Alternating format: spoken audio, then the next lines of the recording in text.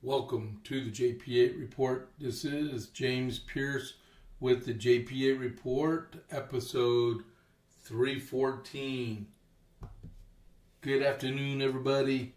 Last time I saw you was about 5 hours ago, but that's all right. Cool. So, I'm sorry I'm a little bit late. There was something that just crossed the news 15 minutes ago. And I'm going to go over a little bit, and then we are going to go over this more in the premium, all right? But first, okay, so what it is redistricting.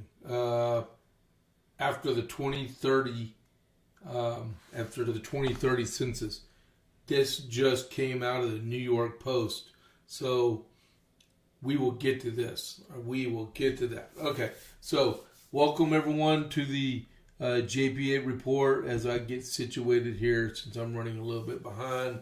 I appreciate everyone tuning in today. Let me refresh this. There we go. All right, just make sure I'm live. All right, so before we get started, don't forget to click that follow button if you are not already a follower of the JP8 report. And if you are, share it to someone so they can do the same thing.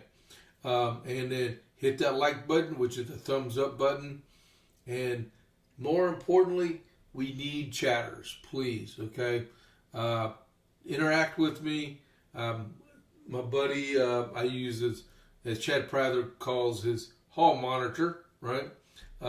Rob, but Rob is feeling a little under the weather today, so I don't know if he's going to chime in or if he's out like a light. The fact is I don't see him on here, which probably means he's out like a light. So feel free to chat with me. We can talk about stuff, and then don't forget to share. Remember, this is Rumble. We are on Rumble. It's a free speech platform, so we can say what we want within reason. Okay, nobody needs to get sued here, right? And then we do simulcast through Facebook and ScrewTube and X. All right, so we're out there and out and about spreading the word. But you know, Rumble is Rumble, and that is my base of operations. All right, but I appreciate it. So let's get this going. America 250. I have this morning. I read a letter. You have to go back and watch the podcast first. That'd be episode 313. Was a letter from General Washington to Benedict Arnold about his loss in Quebec, about him being wounded and the future and everything else. It was a really good letter. All right. This one is Levi Allen to George Washington. Levi Allen is the brother of Ethan Allen, which was captured and taken away. So I have rode some hundred of miles in consequence of my brother Ethan Allen, commonly called Colonel Allen, being taken prisoner near Montreal on the 25th of September. Waited for your excellency at the headquarters of Cambridge last December, since that waited on General Schuler on the same business. He read me a paragraph of your excellency's letter directing him to inquire what has become of Colonel Allen and desired me, if possible, to get some evidence of the treatment he met after taken prisoner. Accordingly, having spared neither trouble or cost to accomplish the same, one affidavit only have been able to obtain, which here enclosed. There is some number of ministerial troops in the neighboring colonies prisoners, but few of them have seen my brother since a prisoner. Only those taken aboard the Gaspee brig, and it is next to impossible to get any of them to say Allen or any other prisoner was used ill for fear of retaliation. Besides, they have been charged by Prescott, I believe that's Colonel Prescott, and all the officers, not to mention Allen's being put in irons or on pain of death. The soldier that made the affidavit here enclosed it was very loth that I should not obtain it, but he had previously dropped words to the same import of the affidavit. I then brought him before proper authority and told him he must declare an oath whether Colonel Allen was put in irons or not. Then he declared on oath that the affidavit says, at the same time begged none present would mention his name. Some have thoughts of going to England incognito after my brother, but am not positively certain he is sent there, though believe he is. Beg your excellency to favor me with a line and acquaint me if any intelligence concerning him, and if your excellency pleases, your opinion of the expediency of going after him, and whether your excellency would think proper to advance any money for that purpose, as my brother was a man blessed with more fortitude than fortune. Your excellency may think at first thought I can do nothing by going to England. I feel as if I could do a great deal by raising a mob in London and bribing the gaoler, or by getting into some servile employment with a gaoler or over faithfulness, make myself master of the key, or at least be able to lay my hand on it some night. I beg your excellency, with countenance mine going, can muster up more than 100 mutilated, my own property, shall regard spending at no more than 1 copper. Your excellency must know Allen was not only a brother, but a real friend, and sticketh closer than a brother. Have 2 other brothers in the Continental Army, one a captain, other lieutenant, the latter with the army before Quebec. Whether he is there now or with General Montgomery in heaven, can't tell. We look up to your excellency as our political father and head of a great people. Your excellency, most obedient, ever faithful, and very humble servant, Levi Allen. NB. I don't know what NB stands for. If someone knows what NB means, let me know. If your excellency chooses, I should wait on you personally. I only wait your commands. Cannot live without going to England if my brother is sent there. Beg your excellency won't discover this letter, least the adverse part of knowing my design. And then it says, Levi Allen was, he lived from 1743 to 1801. He was a youngster. 53, 63, 73. He was 32 years old when his brother was captured. He was a younger brother, Ethan Allen, the former Colonel Commandant of the Green Mountain Boys. Several weeks after his capture at Montreal, Ethan Allen was sent in chains to Falmouth, England, where he arrived a few days before Christmas. The British soon decided to return him to America. However, on January 8, 1776, Ethan Allen, which is just a couple weeks ago, sailed from England in a warship, and after stopping at Cork, which is in Ireland, and Madeira, arrived on 3 May at Cape Fear, North Carolina. Later that month, another warship took him to Halifax, Nova Scotia. Levi Allen did not go to England, but continued seeking the release of his brother. Ethan Allen was paroled in New York City in October 1776 and was exchanged in May of 1778. All right. So if you wanted to know anything about Ethan Allen and the Green Mountain Boys and his brother Levi, I don't know the end about his brother that was in the Battle of Quebec City. That would be a good thing to know. But yeah, so the letter from Levi Allen to General Washington on this day in 1776. And like I said, there was another letter that was written on the same day from General Washington to Benedict Arnold, which was a survivor of the Battle of Quebec City and ended up being a traitor after that. Alrighty, so I got that, and okay, next. Okay, so we have the Dalmatian burgers. The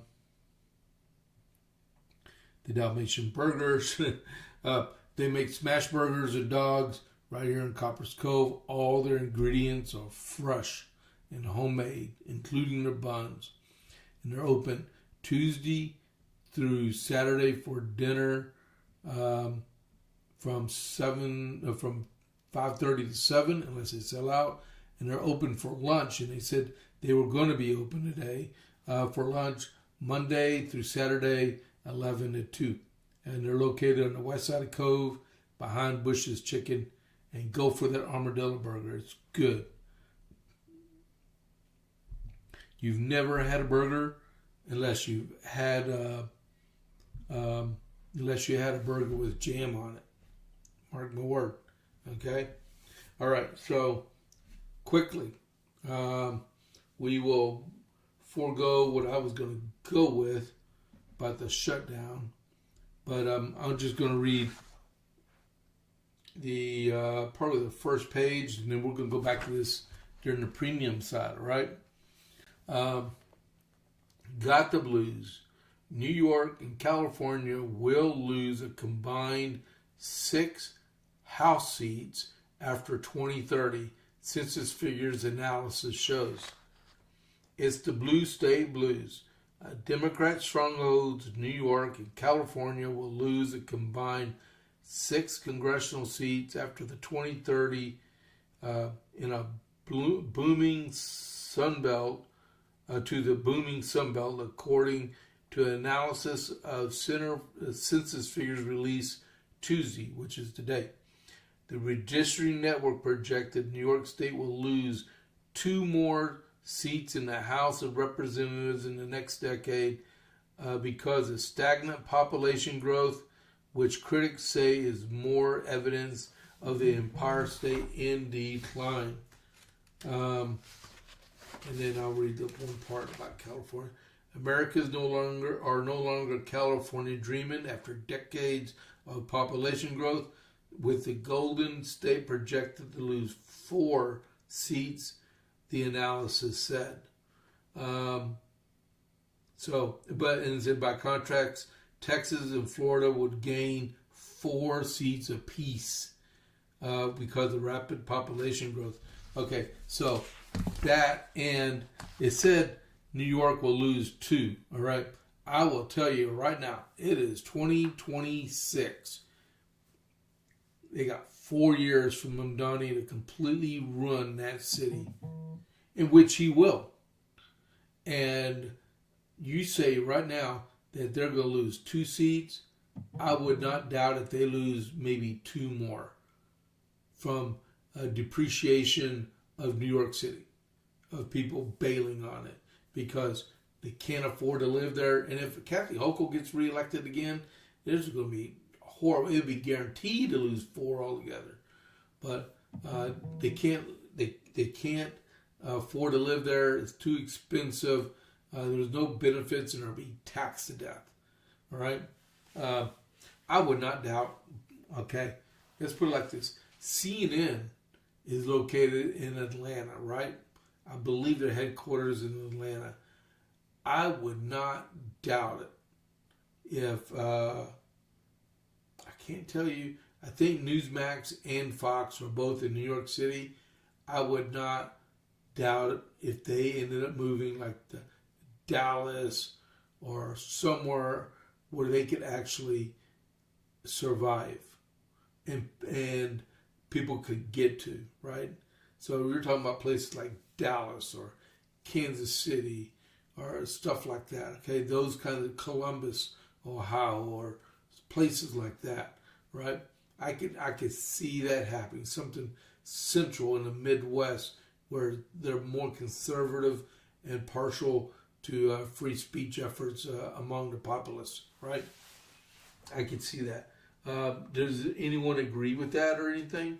Chime in. Come on, talk to me.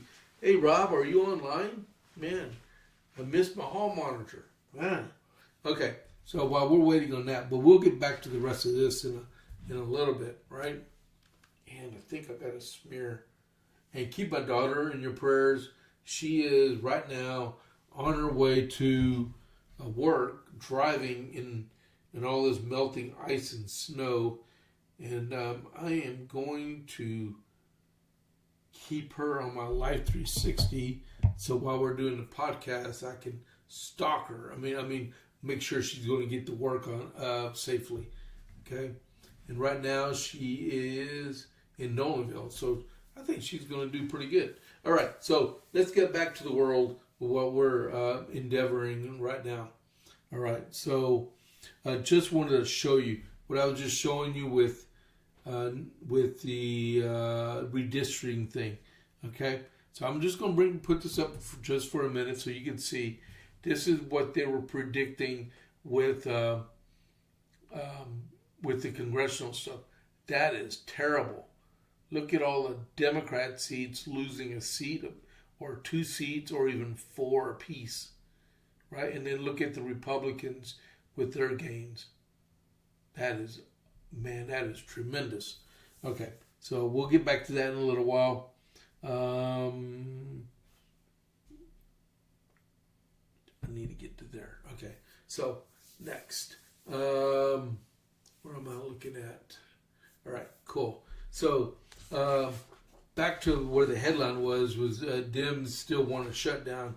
According to Fox News, the Senate is again on the verge of entering into another government shutdown as Democrats rage over the fatal shooting of Alex Preddy during an immigration enforcement operation in Minnesota. Despite Senate Minority Leader Chuck Schumer, Democrat in New York, and Senate Democrats' demands to sideline the Department of Homeland Security's funding bill, the agency's immigration enforcement apparatus is flush with cash thanks to Republicans' efforts last year with President Donald Trump's One Big Beautiful Bill Act. ICE is fully funded until 2029, right? Still, there is other vital government functions under DHS umbrella that should a partial government shutdown happen Friday, we would all suffer. Homeland Security Assistant Tricia McLaughlin told Fox in a statement that while Schumer and Senate Democrats play game with American safety, they are blocking vital DHS funding that keeps the country secure and its people safe. Remember, Department of Homeland Security. And Democrats do not want to fund the Department of Homeland Security, right? The department was created in 2003 after September 11th attacks as jurisdiction over a broad range of agencies including FEMA, TSA, and cybersecurity, and the Coast Guard and the United States Secret Service. That means those offices would likely be impacted by a partial government shutdown come next month. The funding supports national security and critical national emergency operations, including FEMA. FEMA responses to historic snowstorm that is affecting 250 million Americans, McLaughlin said, Washington may stall, but the safety of American people will not wait. All right. My daughter's still doing good on her way to work. The current DHS funding bill, which is snarled in a political duel between Schumer and Senate Republicans, would provide $64 billion for the agency. ICE would receive $10 billion of that. The largest allocation would go to FEMA at $32 billion, and then TSA $11.6 billion, and cybersecurity at $2.6 billion. That's a lot of zeros. Even if the government shut down, immigration operations would likely be untouched. DHS received billions as part of the marquee legislation. They repeated it. In total, the big, beautiful bill added over $170 billion to DHS's coffers. Notably, ICE received $75 billion, split in two pots, $45 for detention expansion and $29 billion for immigration enforcement operations. The detention funding is set to last through FY 2029, which would be FY 2029 goes all the way through September 30th, 2029. Yes, that's right. The average base budget without need of congressional approval during that period. Let's see. He's threatening Leader Thune, the spineless Republican leader. If Leader Thune puts these 5 bills on the floor this week, we can pass them right away. If not, Republicans will be again responsible for another government shutdown. So, I think it's the total amount of the 6 bills is like $1.2 trillion.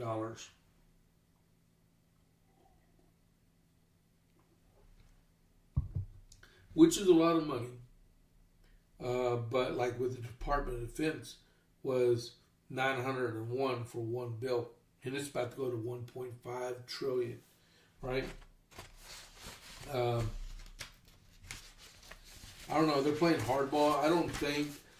I really don't think the American public will actually blame the Republicans for the partial government shutdown. I think they see through the antics of the Democrats and Charles Schumer, right? Chucky Schumer. I really don't think they're going to blame Republicans on this.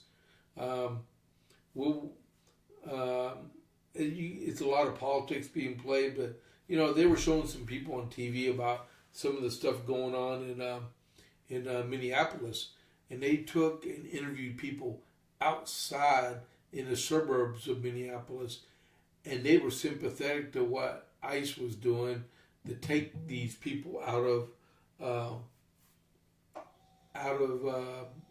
the environment and send them back to their home countries to make the place safer. And they don't understand why the people inside Minneapolis in the city was actually protesting these people. It's probably outsiders. Go figure. Except for this guy right here. This guy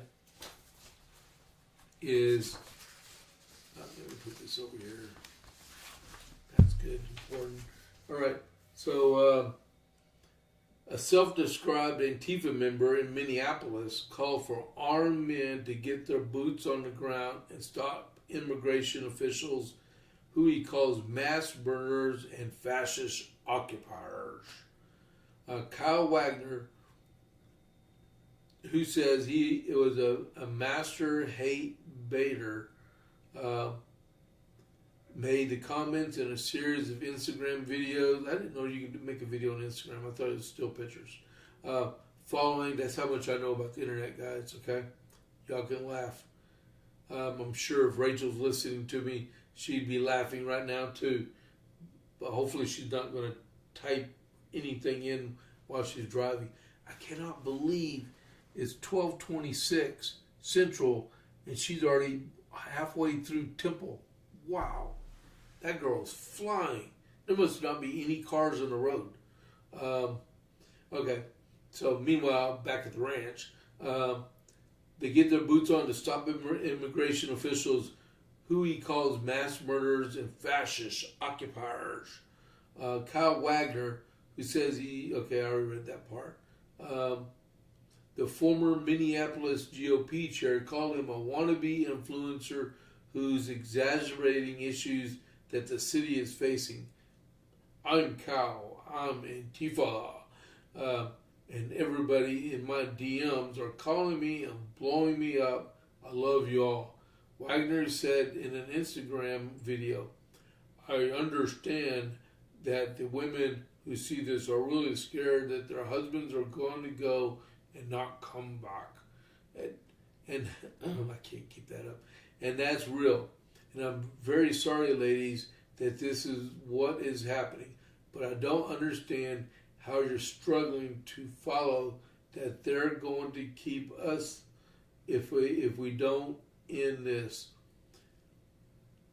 And we can't end this without good men in the streets armed and ready to protect innocent people from being gunned down by these masked murderers.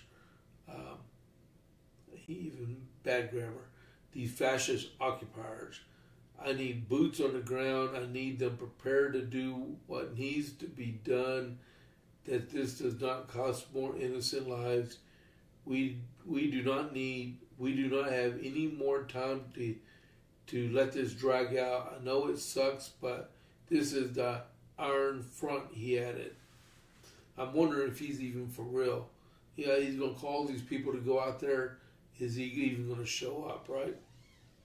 Wagner acknowledged in a separate video that he cannot legally possess a firearm and encouraged those who have guns to show up.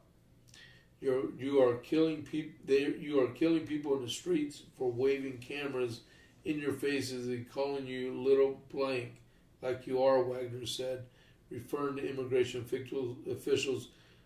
So gloves off, right?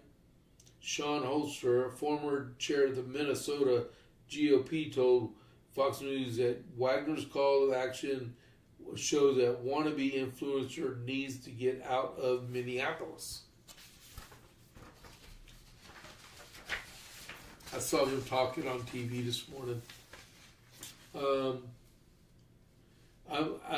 I make of it as a pretty problem, as a primary problem that we're having in Minnesota right now, which is the unprecedented influx of wannabe influencers.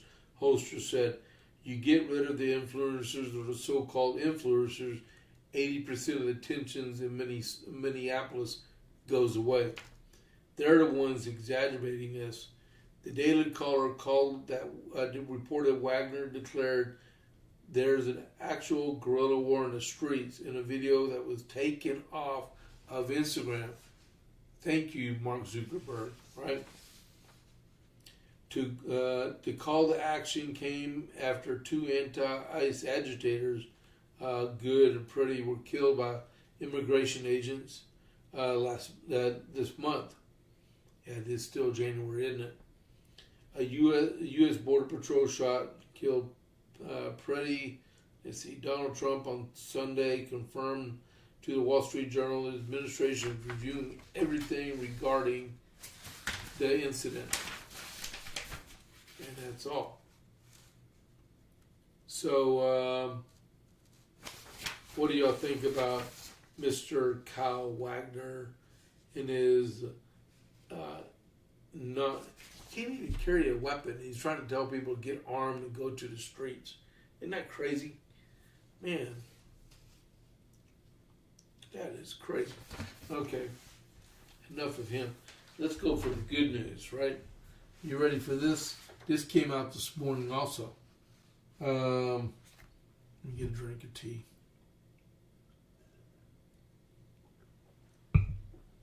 Rachel, I hope you're doing okay. She's doing 62 miles an hour, and she is passing West Adams, if y'all know anything about Temple, Texas. All right, so in Oregon, Chris Dudley. Okay, you may not know Chris Dudley. I don't know Chris Dudley, but if you're a basketball enthusiast, you know who Chris Dudley is. He used to be the center for the Portland Trailblazers. He just declared that he's running for governor as a Republican again. This is his second trip, right? A former Portland Trailblazer player has taken his best shot at being the next governor of Oregon. Chris Dudley, a Republican and a 16-year NBA veteran, announced his candidacy for the role in a video posted online. I love Oregon. And even though we have some serious problems, there are solutions, and I believe the best days are ahead of us, he said in the video. However, in order to solve these challenges, the empty promises, the name-calling, the finger-pointing, the fear-mongering that has solved nothing must stop. You deserve better. Dudley spent 6 of his 16 seasons in Portland as the team's center. Well, I wonder how tall he is. That guy's got to be tall. Dudley was born in Connecticut and went to high school in San Diego, California, and played in Portland from 1993 to 1997 before returning for the 2001-2002 season. He played his final 2 seasons with the Trailblazers before retirement. Dudley came within 2 percentage points of becoming governor in 2010, failing to then incumbent Democrat John Kitzhaber, 49.3 to 47.8. Boy, that was close. He joins a field of 14 Republicans who have all announced they will be running to defeat current Governor Tina Kotex, and 5 other Democrats also announced they are running. So she must not be that popular because she entertained several primary candidates on her side. Dudley began his NBA career with the Cleveland Cavaliers, who selected him in the 4th round of the '87 NBA draft.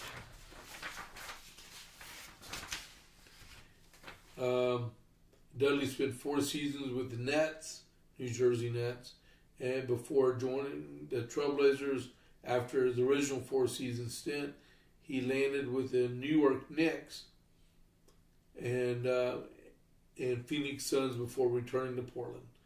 All right, so this gentleman is running for governor of what do you call that place? Of Oregon. One more time. This is his second trip around. He ran 16 years ago, right? And almost won. So it never ceases, right? Okay, so before we go any further right now, I just want to remind everyone that to click that follow button and click that like button, and please send me a chat and engage with me and stuff. Well, we've talked about some election stuff already this morning. And so I got another one here. And if you click the like button and click that follow button, I greatly appreciate it, right? Redistricting fight erupts as Maryland Democrats move to redraw lone GOP House seat. And this seat belongs to Andy Harris of the Freedom Caucus. And he ain't going to go down without a fight. Lawmakers in the O-line State House. What was that? Okay, never mind.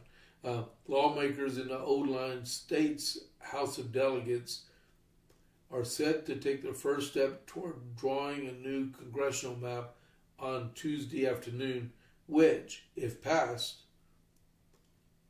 would give Democrats an edge in every district in the state. Currently, just one House Republican sits represents part of Maryland. The Freedom Caucus chairman, Andy Harris from Maryland.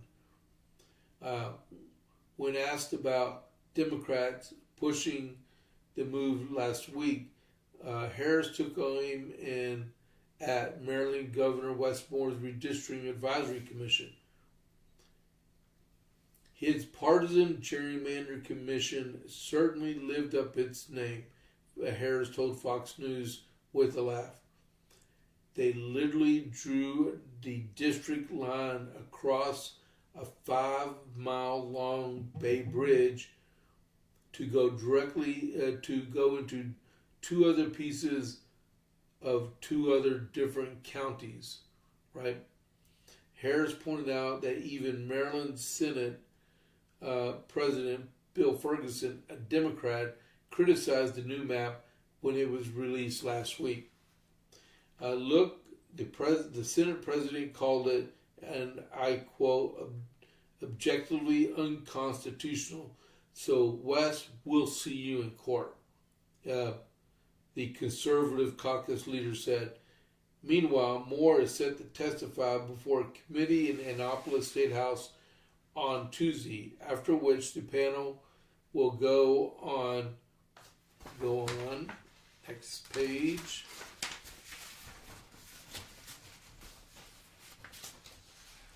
Whether to send a new map to the full House of Delegates with a vote. He met with Senate Democrat leader Hakeem Jeffries on the U.S. Capitol last week to discuss the issue. Maryland is the latest state wading into the redistricting war that has gripped the country. And it began last year with Texas. Yeah, cool. All right, so...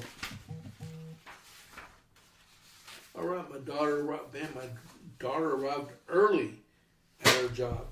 Man, that is so cool. She was safe.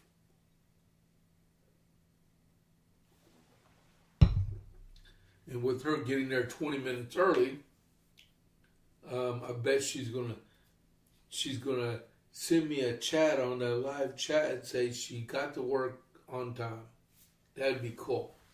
All right. So, Mr. Harris, Andy Harris, he's got a fight on his hands, and like he was talking about, here's the main congressional district they represent, and they took a 5-mile-long bridge and connected his district with another neighborhood that lives over here to give it enough of a swing to make that a non-Republican district. It only gets better, right? It only gets better. So, who knows? The Maryland House of Delegates may not even vote for it. They may say, no, go back to the drawing board. Or let's stop with the theatrics, right?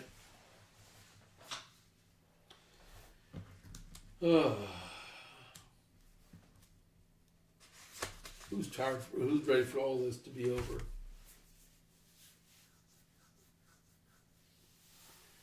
Before we get to this, let's do a couple of Texas things.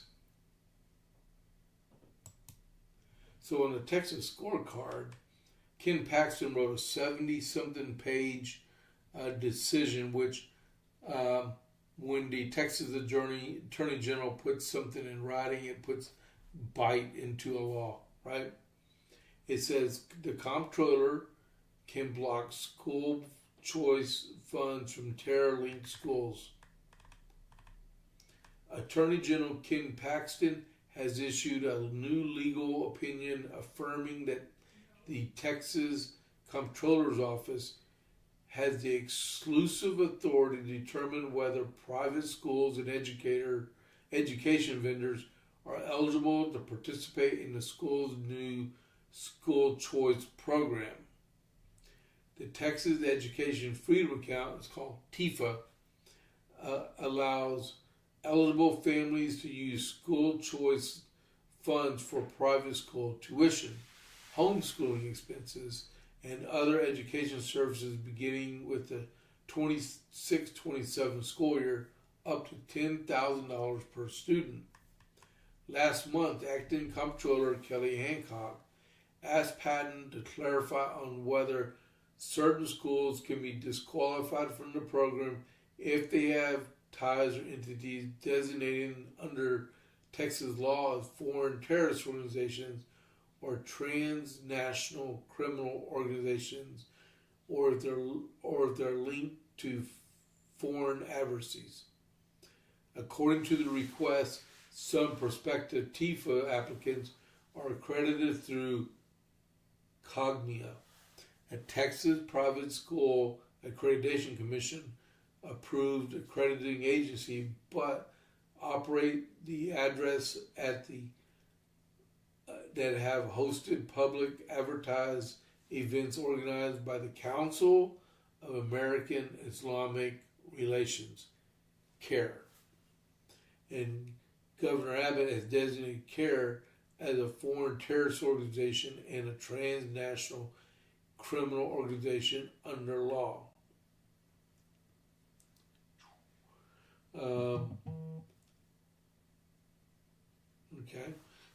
Hancock also cited concerns from another Cognia accredited school may be owned or controlled by a holding group and linked to individuals associated with the communist government. And then Paxton's opinion states that the legislature ambiguously vested the comptroller with the duty to establish and administer Antifa, including the possibility to find acts bearing on eligibility. The Texas Attorney General's office, Paxton wrote, cannot decide explored fact questions through the opinion process.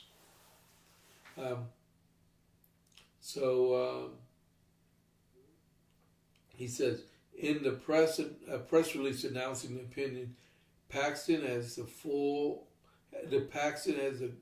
said the comptroller has full exclusive statutory authority to stop taxpayer dollars from flowing to schools illegally tied to terrorist organizations and foreign adversaries.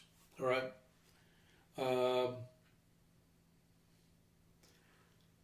There are a lot of madrasa type schools that he's talking about, schools that are entered into the foreign terrorist organizations. What? Hold on just a second here.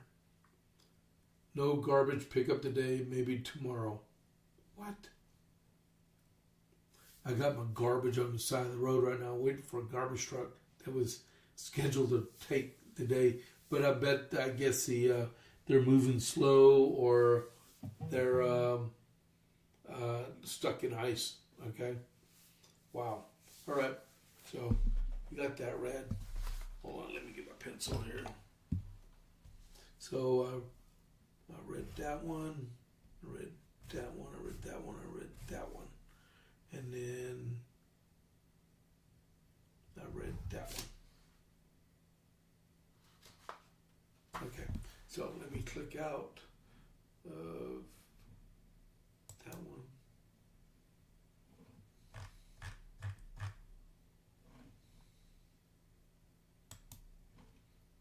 All right, and up in Lubbock, there's a Texas Tech University. If you notice, they were in like the top 5 of schools in the NCAA this last football season. Their University Health Sciences Center was going to have this one lady come speak. Her name is...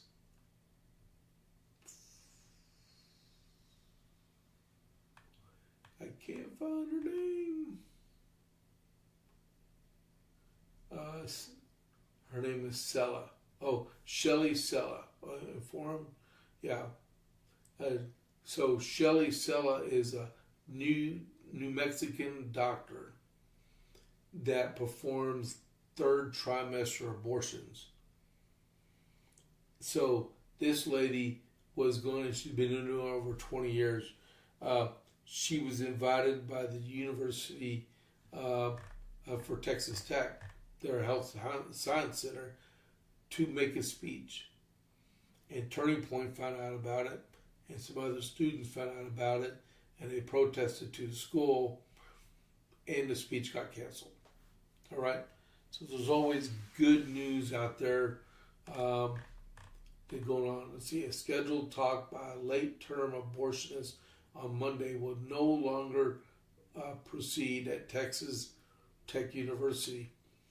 Texas Tech University Health Science Center evaluated the request and determined it is not in the best interest of the university to host this event on campus. That's who they wrote the Texas scorecard in a statement. The decision follows several days behind the scenes by Turning Point USA chapter at Texas Tech in collaboration with pro-life activists Mark Lee Dickinson and Jim Baxa. I know Jim Baxa. Wow. Baxa is currently candidate for Lubbock County Clerk. Wow, I did not know he put his hat in the ring for an elected race. The campaign began Monday, January 19th, when the local Knights of Columbus chapter informed TPUSA that Shelley Sella, a New Mexican doctor who performs third trimester abortions, was scheduled to speak at Texas Tech. And Stella is the author of Beyond Limits, Story of a Third Trimester Abortion Care.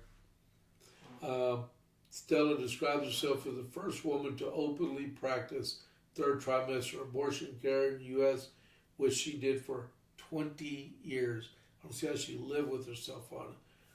But the speech got canceled, so you don't have to worry about it. But remember, whack-a-mole, right?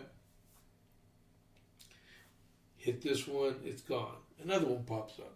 Hit this one, it's gone. Another one pops up. You hit that one, it's gone. Oh, another one pops up. It's whack-a-mole. They just keep at it over and over and over again, right? So we'll take that one out. And then in Webb County, Webb County is down there near the, I believe, the border of Mexico. Their county sheriff and his assistant chief are facing federal charges for allegedly using office resources to create and profit from a disinfecting business during the COVID-19 pandemic. Sheriff Martin Cuellar, 67, and Assistant Chief Alejandro Gutierrez, 47, have both appeared before a federal grand jury after turning themselves in. Their indictments have now been unsealed, revealing that they both are accused of misappropriating Webb County Sheriff's Office funds from 2020 and 2022. Cuellar is the brother of U.S. Representative Henry Cuellar of Laredo. Wow, birds of a feather flock together. According to the indictment, around April 2020, Cuellar opened a for-profit business called Disinfectant ProMaster, which uses resources belonging to Webb County Sheriff's Office. He reported enlisting Gutierrez and Ricardo Rodriguez, an assistant to chief, to assist in the part of the venture that provided disinfecting services to local businesses, residents, and local school district. And let's see, federal prosecutors allege none of the three made any personal investments in the startup company, but used county resources, vehicles, and equipment. Oh my goodness. That's fraud, waste, and abuse right there. Wow. During its operation, They've received contracts with local businesses, including a $500,000 contract with the school district. And during the duration, the company operations, Cuellar, Gutierrez, Rodriguez, each received over $175,000. It is alleged in the indictment that Cuellar used his revenue to purchase a 10-acre property in Laredo. I'm telling you, money is the root of all evil. Why did he have to buy a 10-acre property, right? If he would have been sufficed with what he had, he probably wouldn't have been investigated, right? Wow. So it doesn't say when they're supposed to. They've been charged. They've already. Oh, Rodriguez, the last guy who was charged separately, has already pled guilty and awaits sentencing scheduled for March 16. Cuellar faces 10 years in prison and an additional 10 years in prison and fines up to $500,000. Wow, that's a lot. So, anybody have any opinion on what I've been reading? No? Okay. So I'll just continue on.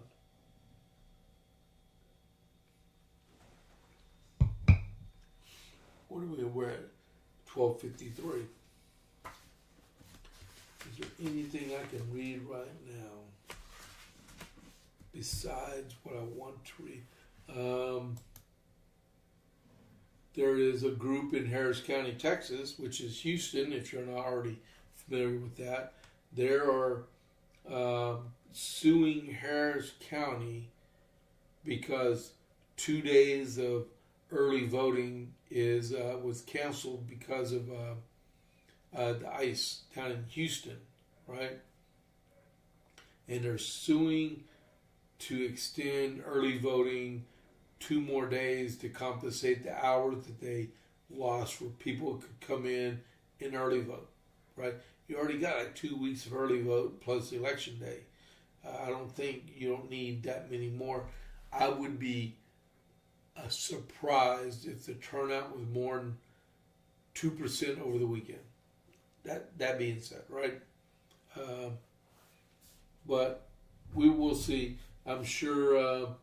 Who did they file that through? Federal court?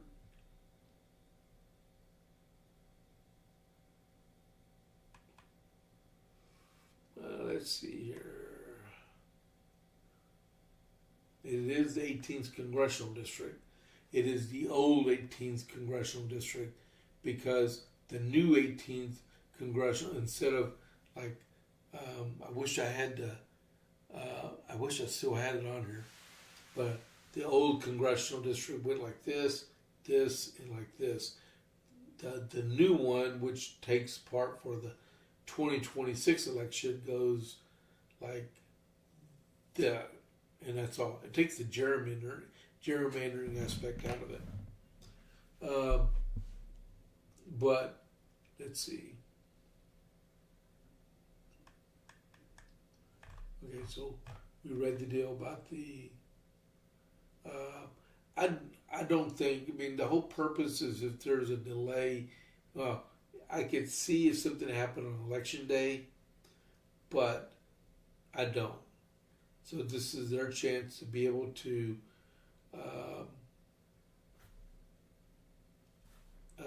finish off the election, and it's done.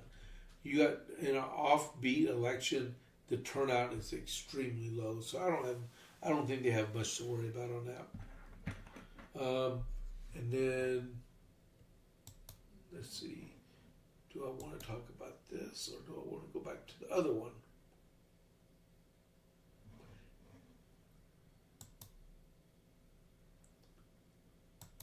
I'll talk about this one.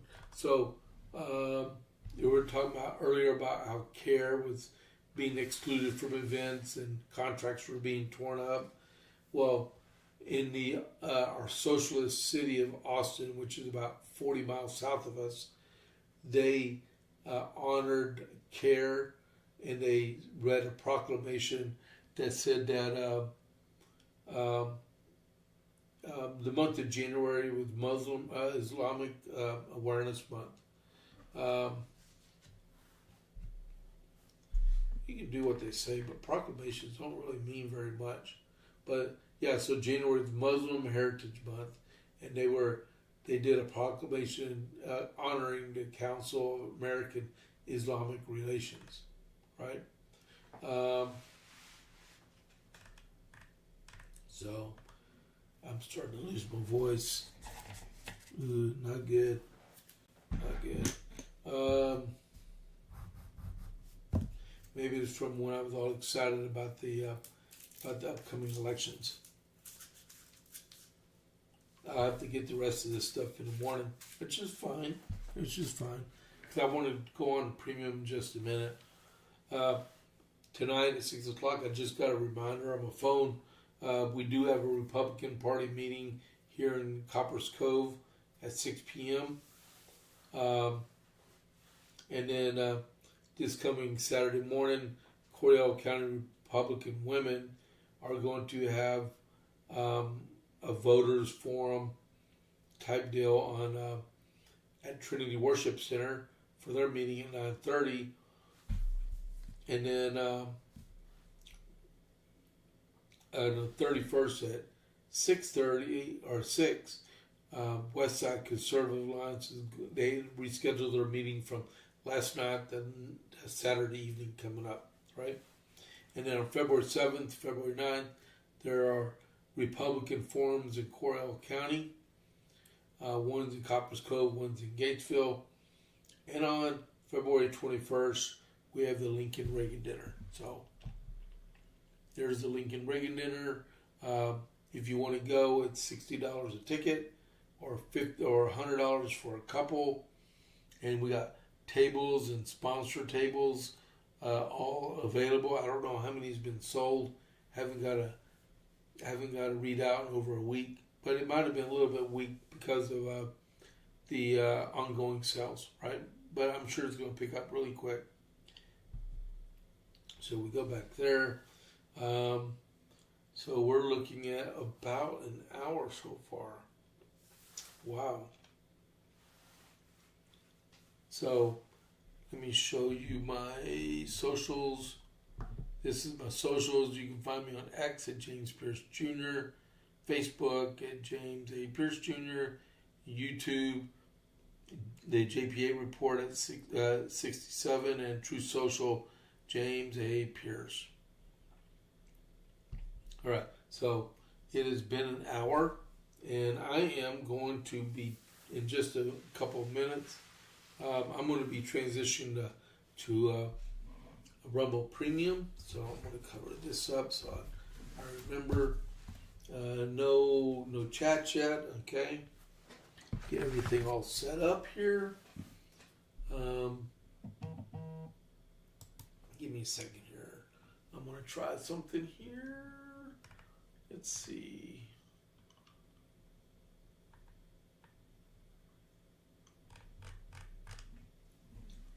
Give me a minute. Don't leave.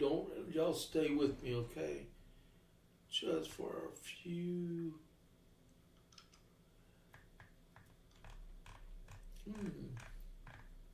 I was hoping there was some other live. I was going to try to do another raid real quick. But all these are news, and more news. Yeah, okay, who cares? I like our stuff better.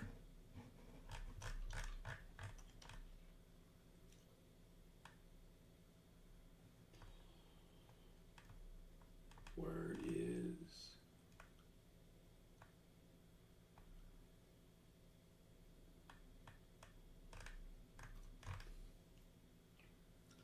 Wow, I can't find my...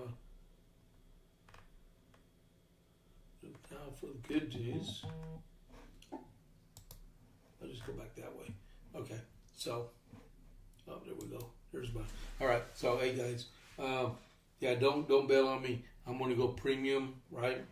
And then we can finish up. I'm going to talk about this census stuff, all right? So I'm going premium. If you check me tomorrow morning 6:30 for my daily news brief, okay? So I'm going that way. There's my end slide. Here we go.